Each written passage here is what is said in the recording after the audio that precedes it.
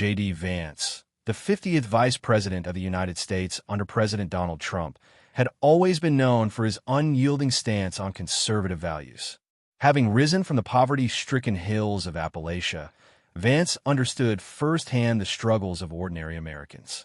His story of self-made success, culminating in his political ascent, was a testament to his resolve, his deep commitment to his roots, and his ironclad will to fight for what he believed was right for the country. But there was one battle, one moment that would define Vance's political career, and it had nothing to do with passing legislation or fighting for policies. It had everything to do with his ruthless precision in dealing with media and political opponents. It had all started months ago, during a heated appearance on Prime Time with Chris Harris, a popular liberal talk show that had become a mainstay of progressive media.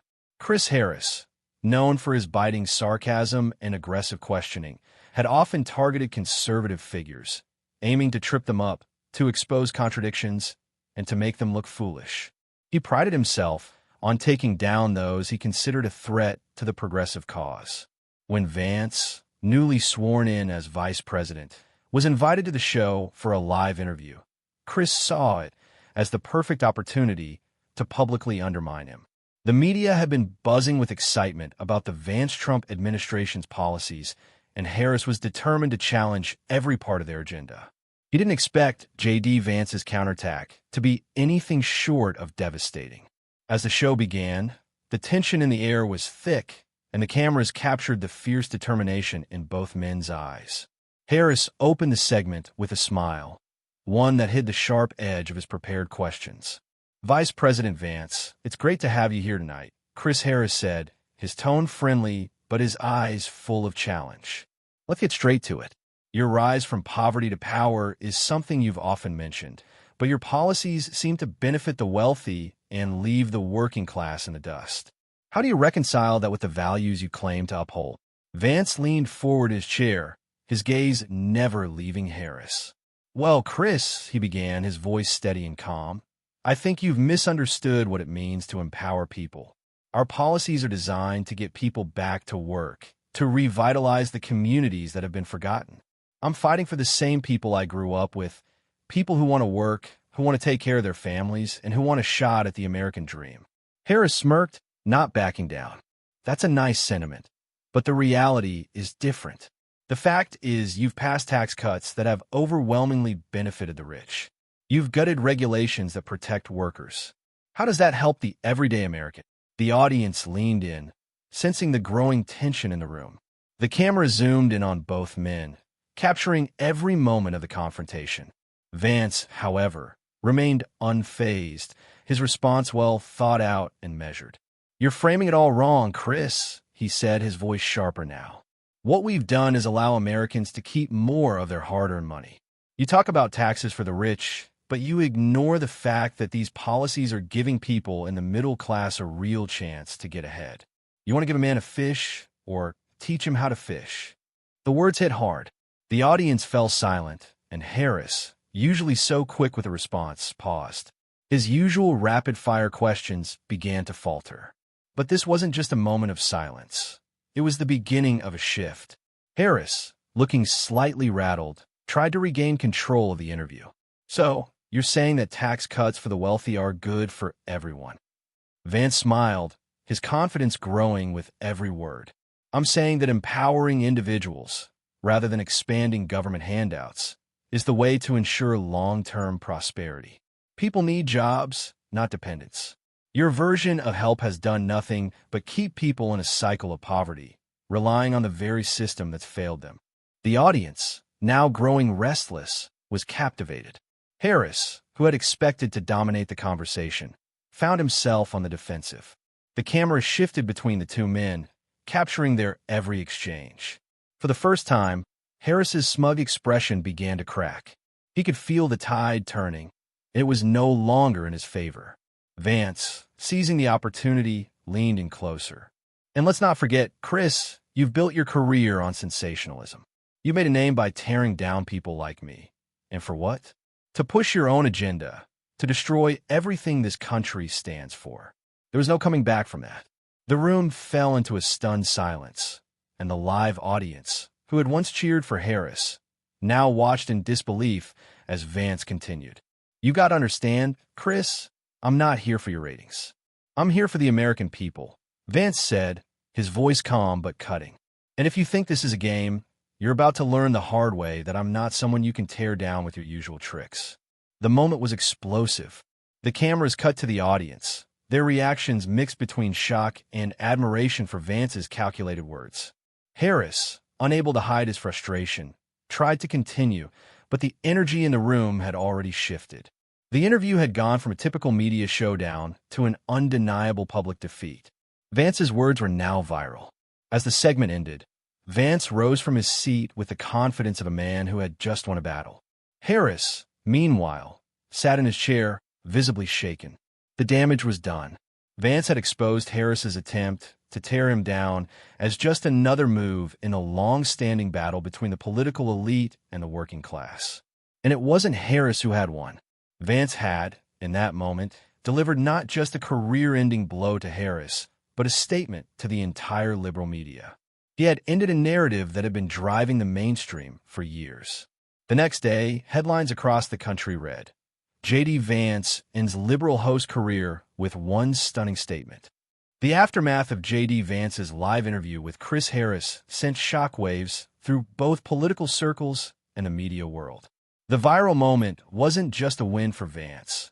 It was a public humiliation for Harris, one that would have lasting consequences. The next morning, social media was abuzz with clips of the exchange, dissecting every word, every look, and every counterpoint Vance had made.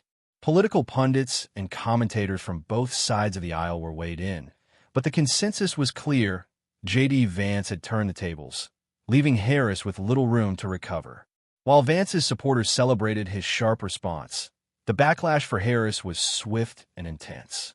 His show's ratings, once a beacon of progressive politics, began to plummet. Social media comments flooded in, many mocking his inability to regain control of the interview. Calls for Harris to be removed from his position as host started gaining traction. For the first time in his career, Harris, a man who had built his reputation on tearing down conservative figures, found himself on the defensive, trying to salvage his career and the show that had once made him a household name. For days, Harris tried to spin the narrative in his favor. He tweeted, issued public statements, and appeared on various other networks, attempting to explain his side of the interview. But no matter what he said, the public was already tuned into Vance's victory. Every attempt to defend himself only made things worse, further solidifying the perception that Harris was unable to handle a challenge from someone as strategic and calculated as the new vice president. Meanwhile, J.D. Vance watched as the storm he had unleashed continued to rage. In the aftermath of the interview, his approval ratings surged.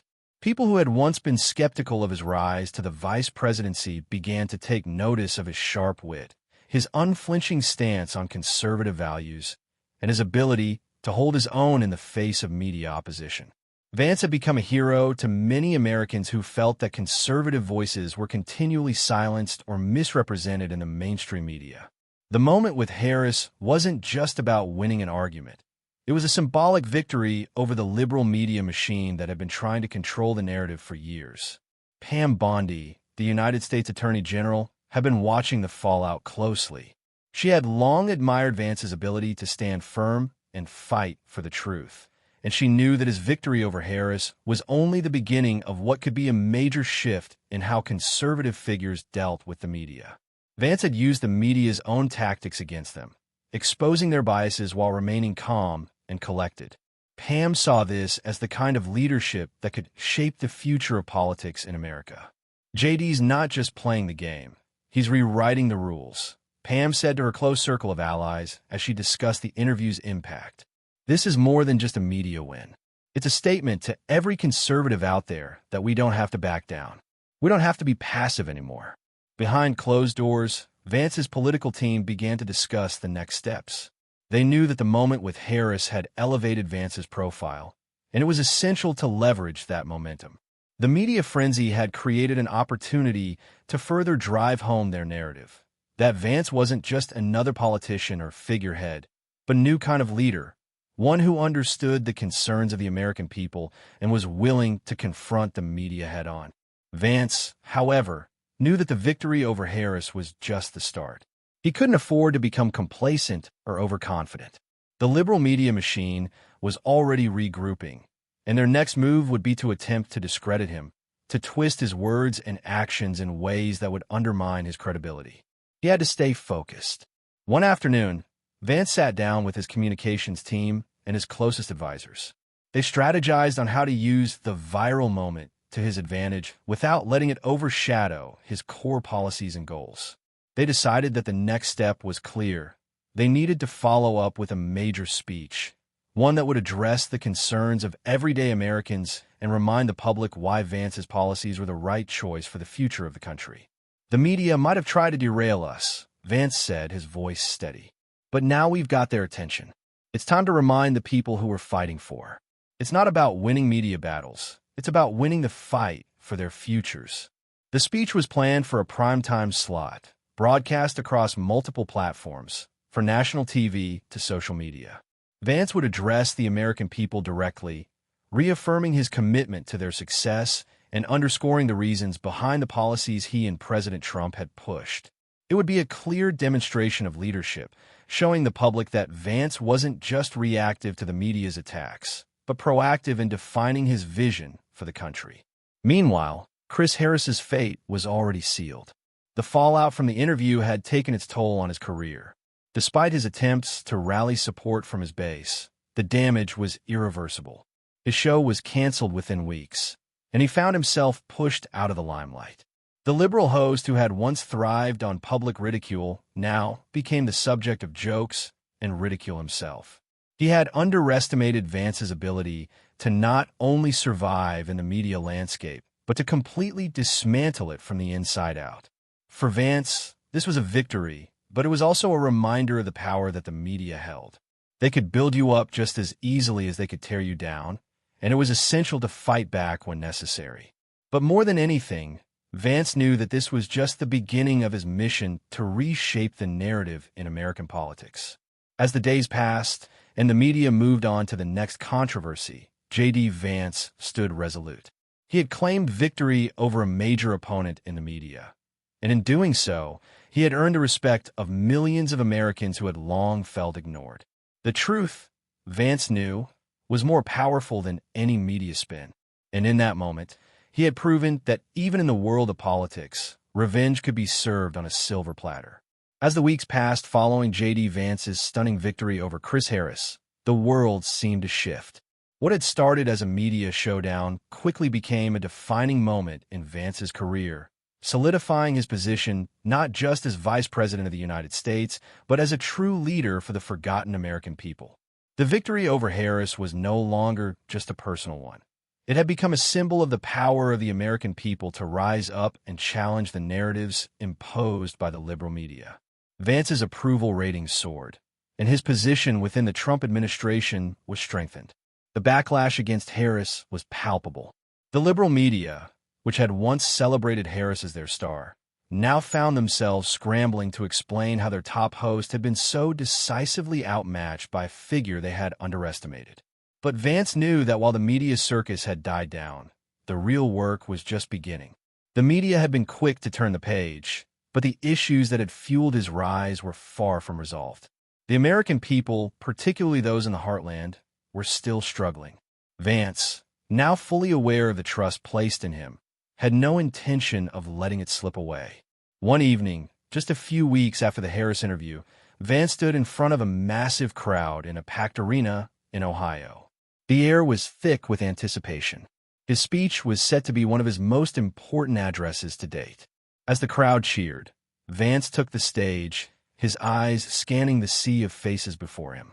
His sharp blue eyes, now more resolute than ever, scanned the crowd as he raised his microphone to speak. "Thank you," he said, his voice echoing through the microphone. "Thank you for standing up and fighting for a future we all believe in. The last few weeks have been a battle for truth. And we've won." The crowd erupted into applause. "But let's be clear," he continued, his tone growing more serious. "The media and the elites may have underestimated us.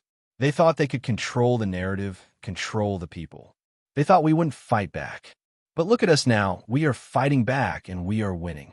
The crowd cheered again, louder this time. Vance paused, allowing the applause to die down before he continued. I didn't go into politics to play the game. I didn't run for office to make friends with the media or political insiders. I'm here to fight for the people who have been left behind, the ones who work day in and day out to keep this country running, the ones who don't have a voice in the halls of Washington, who were ignored by the people in power. The crowd was fully engaged now, hanging on every word. And I'm here to tell you, Vance said, his voice steady and determined, that what we saw on that stage, that interview with Chris Harris, it wasn't just about one man. It wasn't just about a media personality. It was about something much bigger. It was about standing up to a system that has ignored you for too long. It was about taking back control and making sure that the truth is never hidden again. The crowd roared in approval. Now, we have a long way to go. The fight is far from over. But together, we will make sure that Washington works for the people, not the elites. We will make sure that the corrupt and powerful cannot dictate the future of this nation. As the speech ended, Vance looked out at the crowd, a feeling of pride swelling within him. His words had resonated, and the people had responded. He had become more than just a political figure. He had become a symbol of resistance against a media landscape that had too long controlled the narrative. The battle was still far from won, but Vance had proved one thing. The American people were no longer passive. In the days that followed, Vance's speech was covered by media outlets across the country. Some of them, desperate to discredit him, tried to twist his words. But the momentum was unstoppable. The truth was on his side, and the people were behind him. Chris Harris, meanwhile, struggled to recover from the fallout. His show had been canceled. His reputation as a sharp, insightful host had been irreparably damaged. He had tried to challenge a force he couldn't contain, and in doing so, he had destroyed his own career. As for Vance, his victory over Harris marked a turning point. He had proven that the media could be challenged, that their narratives didn't have to dominate the conversation. He had shown the American people that they could take control of their own story, and that, in the end, truth always has the power to prevail.